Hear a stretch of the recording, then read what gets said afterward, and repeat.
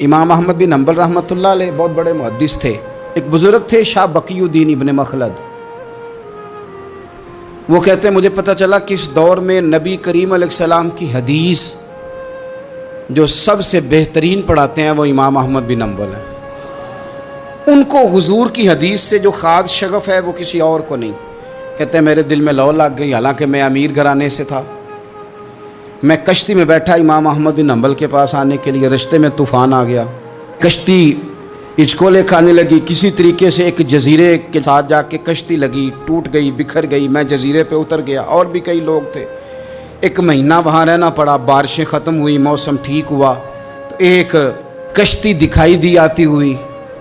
فرماتے ہیں کہ وہ اس کشتی میں بیٹھا، دوبارہ بغداد کیا. مجھے سفر طے کرتے 2.5 مہینے گزر گئے. وہ جزیرے پہ مہینہ پتے کھا کے بھی گزارا کرنا پڑا.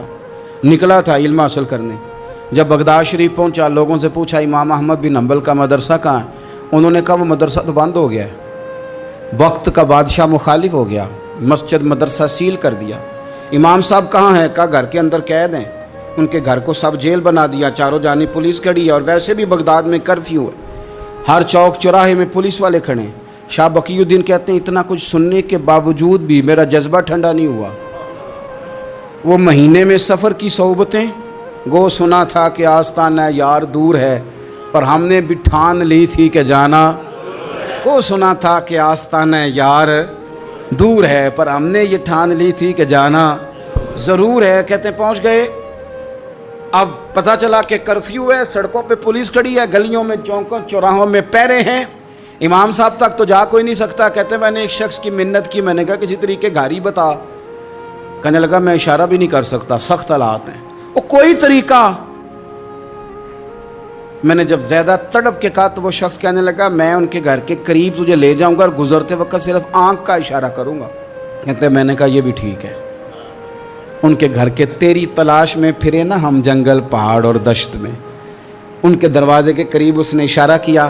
شاہ بقی الدین کہتے ہیں کہ میں گھر دے کے آ گیا واپس. اب میں سوچنے لگا کہ کیسے امام صاحب تک پہنچنا ہے. بڑی تجویزیں سوچیں، بڑی تجویزیں. کام والا بن جاؤں، پھیری لگانے لگ جاؤں. پھر سوچا کہ اگر میں کچھ بیچوں گا ریڑھی پہ رکھ کے تو کوئی خریدنے نکلے گا، کوئی نہیں نکلے گا. کس طرح کروں، کیا کروں، بڑی سوچیں. بالآخر میں نے طے کیا. اللہ اکبر. میں نے نہ کپڑے پھاڑ لیے، امامہ اتار دیا. فرماتے ہیں کہ ایک پیالہ مٹی کا خرید کے گلے میں رسی سے باندھ لیا، اور امام احمد بن حنبل کی 3 گلیوں پیچھے میں نے دروازہ صدا لگانی شروع کی. فقیر ہوں، اللہ کے نام پہ لینے آیا ہوں. کہتے ہیں 1 دینار مانگتے مانگتے مانگتے مانگتے آزم یار مناؤن دی خاطر اساں کی پیز وٹائے. کہتے ہیں مانگتے مانگتے نا میں امام احمد بن حنبل کے دروازے تک آیا. امیر گھر کا بچہ تھا، بڑے پیسے جیب میں ہوتے تھے. امام کے دروازے پہ صدا لگائی کوئی ہے اللہ کے نام پہ دینے والا؟ کہتے ہیں وہ نور بھرا دروازہ کھلا. ایک گورے مکھڑے والا، سفید داڑھی والا، سونے امامے والا، چمکدار آنکھیں، نورانی شباہت.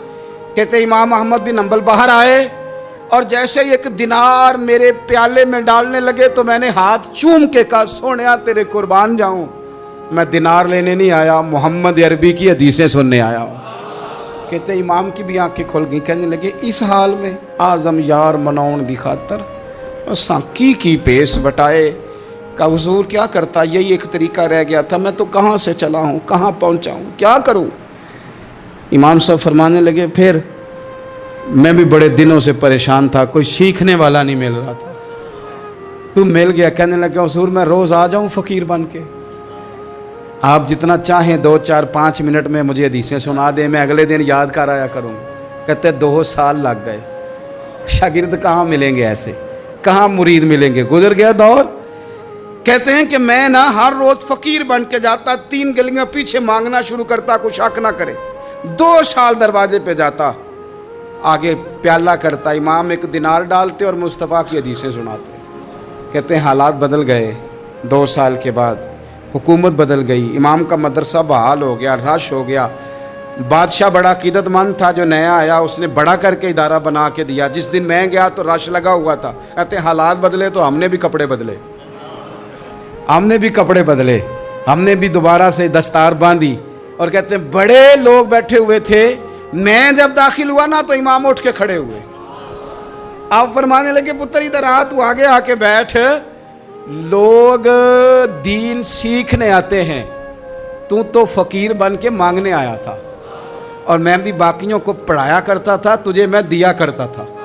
اور اب باقی پڑھا کریں گے، تجھے دیا جائے گا. اور آج تجھے سینے سے نکال کے دیا کروں گا. زمانے بدل گئے، حالات بدل گئے. وہ شخص چلا گیا، کون حکمران تھا کون نہیں تھا، لیکن استاد شاگرد کے ادب کی داستان قیامت تک باقی رہے گی.